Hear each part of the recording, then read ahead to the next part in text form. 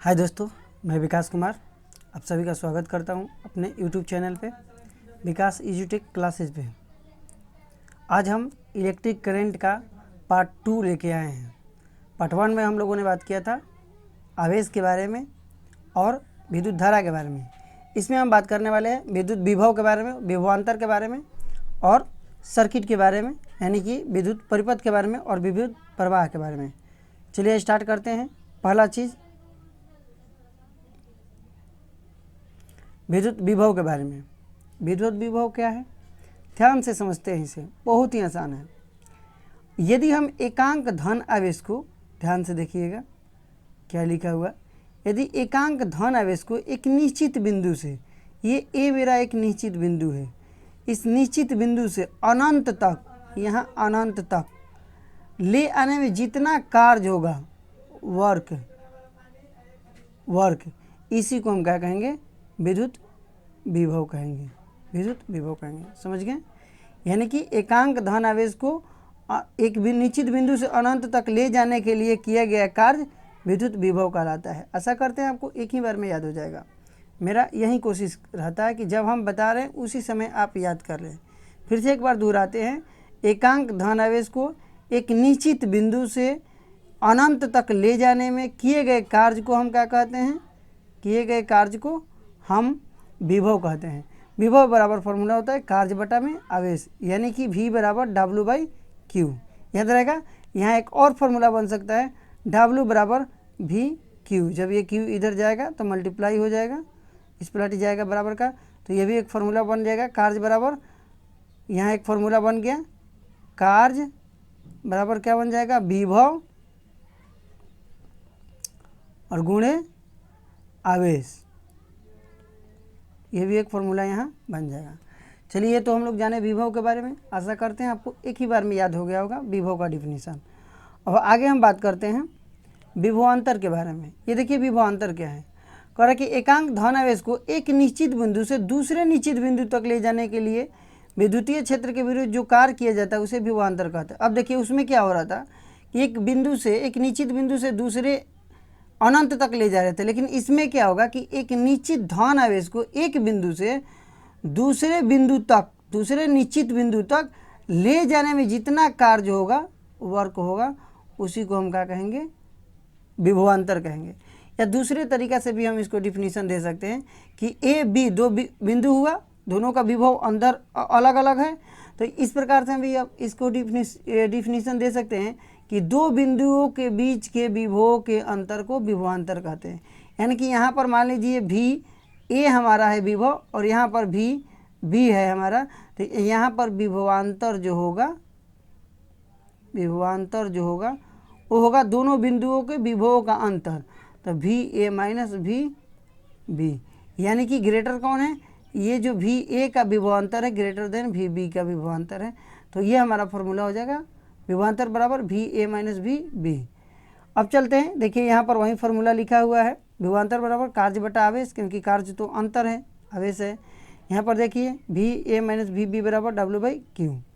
अब हम बात करते हैं विभव और विभवांतर के मात्रक के बारे में और उसे किस यंत्र से मापा जाएगा।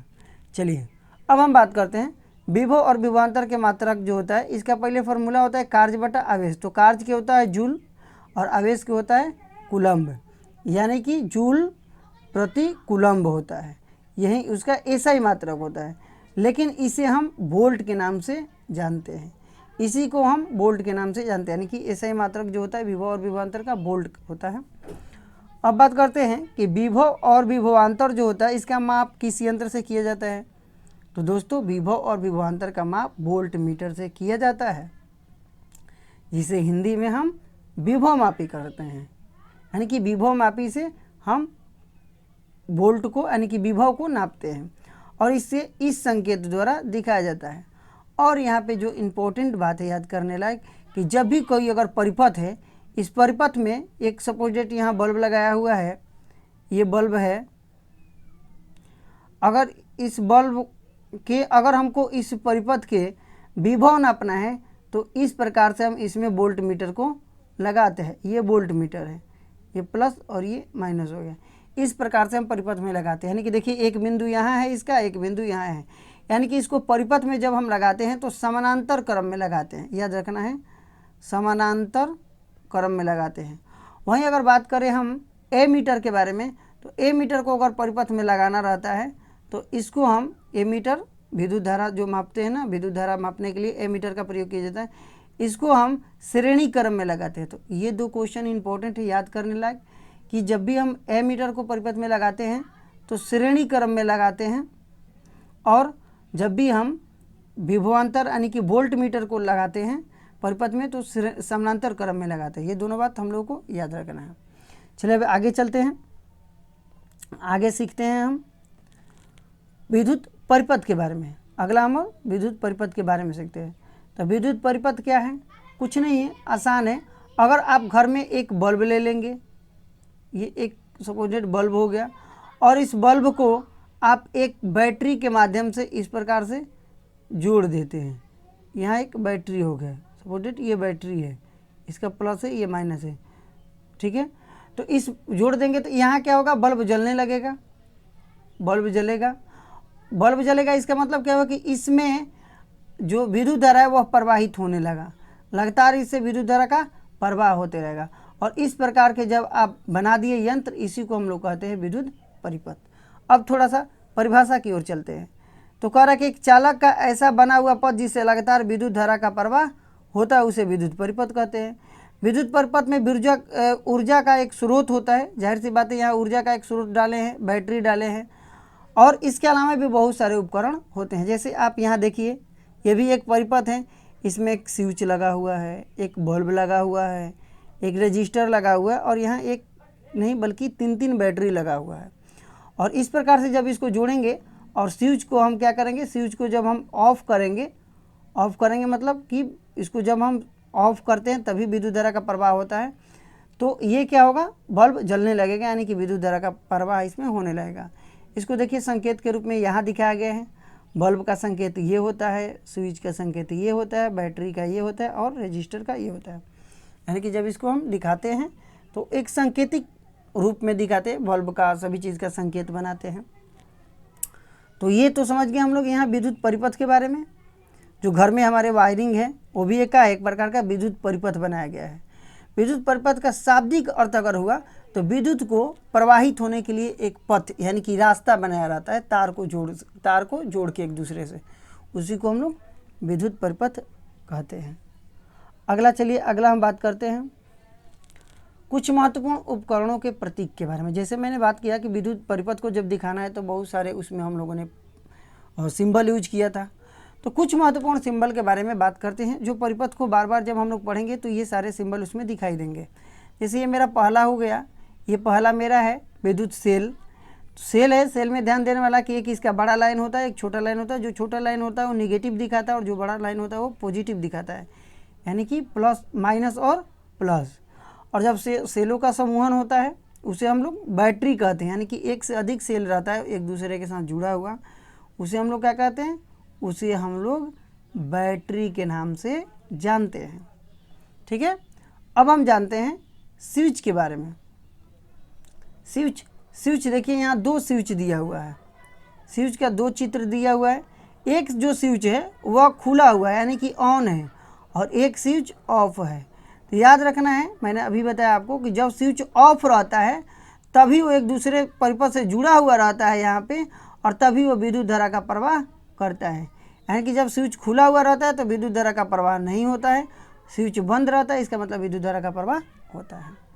अगला हम बात करते हैं 5वां नंबर प्रतीक के बारे में, चिन्ह के बारे में। ये तार संधि का है। तार संधि का मतलब एक तार ऐसे गया और यहाँ से ज्वाइंट करके हम एक तार ऐसे खींच दिए, यही क्या कहलाएगा, तार संधि। दूसरा है बिना संधि के तार क्रॉसिंग, मतलब एक तार गया दूसरा तार इससे होते हुए जाएगा लेकिन इसमें क्रॉस करके ऐसे जाएगा, यानी ये एक तार दूसरे तार से थोड़ा सा भी यहाँ पर संपर्क नहीं होगा, तो ये क्या कहलाएगा, तार क्रॉसिंग कहलाएगा। अगला ये बल्ब के बारे में हमने बात किया, सिंबल के बारे में। अगला ये प्रतिरोध होता है, ये जो होता है ये है हमारा प्रतिवर्ती प्रतिरोध या धारा नियंत्रक, और ये इसके बारे में तो हम बात किए हैं। ये एमीटर होता है और ये वोल्ट मीटर होता है। ये था कुछ महत्वपूर्ण उपकरणों के प्रतीक जिसे विद्युत परिपथ में उपयोग किया जाता है विद्युत परिपथ बनाने के लिए। ठीक है, चलिए अब आगे चलते हैं हम अपने अगले स्लाइड पे। अगले स्लाइड में हम जानते हैं विद्युत प्रवाह होने वाले माध्यम, यानी कि जिस माध्यम से विद्युत प्रवाह होता है उन्हीं माध्यम के बारे में हम लोग को जानना है। तो ये जो माध्यम होते हैं इनके प्रकृति के अनुसार इन्हें 4 वर्गों में बांटा गया है। अब बात करते हैं 4 वर्ग कौन कौन है। पहला वर्ग है चालक, यानी कि कंडक्टर।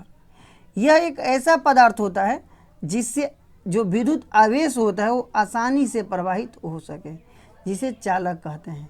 इसमें क्या क्या होते हैं, सोना, चांदी, तांबा, लोहा, बहुत सारे भी अपने आसपास देखिए कोई भी पदार्थ है जिससे विद्युत धारा प्रवाहित हो सके। मतलब इधर अगर बैटरी हम जोड़ेंगे तो अगर इधर बल्ब जोड़ते हैं तो ये एक दूसरे से क्या हो जाएगा, बढ़ जाएगा, जलने लगेगा। तो ये होता है चालक। अब चालक में प्रवाहित होता क्यों है विद्युत धारा, तो विद्युत धारा प्रवाहित इसलिए होता है क्योंकि इनमें होते हैं मुक्त इलेक्ट्रॉन, और मुक्त इलेक्ट्रॉनों की संख्या काफ़ी अधिक होता है, इसलिए विद्युत के चालक होते हैं। और सोना चांदी के बारे में बात करें तो सोना चांदी जो है ये फर्स्ट लेवल का और ये सेकेंड लेवल का सबसे चालक है, यानी कि सबसे अधिक उत्तम चालक सोना और चांदी है, याद रखना हम लोगों को। अब आप केमिस्ट्री में पढ़े होंगे कि अगर कोई भी तत्व होता है जो धात्विक तत्व होता है उसके बाहरी कक्षा में 1 या 2 या 3 इलेक्ट्रॉन होते हैं, यानी कि तभी तो ये 1 2 3 इलेक्ट्रॉन होते हैं, यानी कि इसमें फ्री इलेक्ट्रॉन होते हैं। इसीलिए जो धातु होते हैं वो विद्युत का कुचालक होते हैं, यानी कि कंडक्टर होते हैं। ये मुक्त इलेक्ट्रॉन के कारण हैं। अगला बात करते हैं हम अचालक, यानी कि नॉन कंडक्टर के बारे में।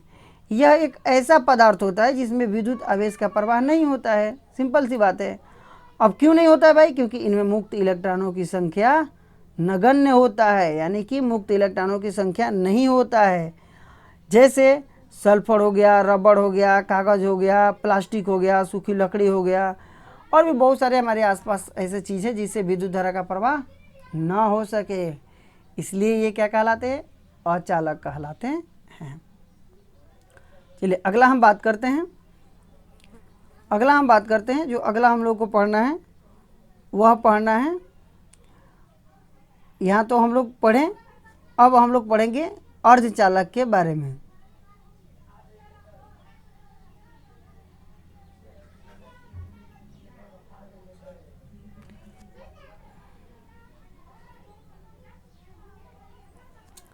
चलिए अब सीखते हैं हम लोग अर्धचालक के बारे में। ये देखिए अर्धचालक यानी कि सेमी कंडक्टर। इसमें क्या होता है कि इसका गुण चालक और अचालक दोनों से मिलता है, यानी कि इनका लक्षण जो है वो चालक की तरह भी है और अचालक की तरह भी है, इसलिए इनका नाम रख दिया गया है सेमी कंडक्टर, यानी कि अर्धचालक। अथवा चालक है, ये अथवा चालक है, इसका मतलब अथवा अचालक है, तो इसीलिए इसका नाम रख दिया गया है अर्धचालक। दोनों प्रकार के गुण हैं। अब इसमें ऐसा क्यों होता है भाई, क्योंकि इनमें जो मुक्त इलेक्ट्रॉनों की संख्या होता है वह काफ़ी कम होता है, इसलिए ये ऐसा बिहेव करते हैं। जैसे एग्जांपल में बात करें, जर्मेनियम हो गया, सिलिकॉन हो गया, ये सब अर्धचालक है। अर्धचालक के बारे में और विशेष बात करें कि जो मेमोरी होता है हमारा मेमोरी मतलब हम लोग का नहीं, जो मोबाइल कंप्यूटर में जो हम लोग यूज करते हैं, वो जो मेमोरी होता है वो मेमोरी जो है अर्धचालक से ही बनाया रहता है। चिप जिसे कहते हैं हम लोग, ये अर्धचालक से ही बनाए होते हैं। ये हो गया अर्धचालक के बारे में। अब हम बात करते हैं अतिचालक के बारे में, यानी कि सुपर कंडक्टर के बारे में। अब देखिए सुपर कंडक्टर क्या है, यह एक ऐसा पदार्थ होता है जो अति निम्न ताप पर, यानी कि लगभग 0 डिग्री अगर सेल्सियस हो जाएगा तो ये एक चालक की तरह व्यवहार करेंगे, यानी कि विद्युत आवेशों को प्रवाहित करने लगते हैं। कब भाई, जब 0 डिग्री सेल्सियस हो जाएगा तब, अन्यथा ये नहीं करते हैं। तो इसे ही हम क्या कहते हैं, अति चालक कहते हैं। इस घटना का जो जिक्र है सबसे पहले 1911 ईस्वी में HK वंश ने किया था, पारा को ठंडा करके किया था। तो ये हमारा कहलाते हैं अतिचालक। ये अतिचालक का भी बहुत उपयोग किए जाते हैं हमारे इलेक्ट्रॉनिक क्षेत्र में, और उसके अलावा हमारे IT क्षेत्र में, यानी कि इंफॉर्मेशन टेक्नोलॉजी, यानी कि हमारे संचार के क्षेत्र में। तो ये हम लोग जाने, आज हम लोग इतने सारे बात जाने, चालक, अचालक, अर्धचालक अति चालक के बारे में। आशा करते हैं आपको समझ में आया होगा। अगर आपको समझ में आया होगा, अच्छा लगा होगा तो हमें फीडबैक देंगे और वीडियो को लाइक एवं चैनल को सब्सक्राइब करेंगे। तब तक के लिए धन्यवाद, बाय।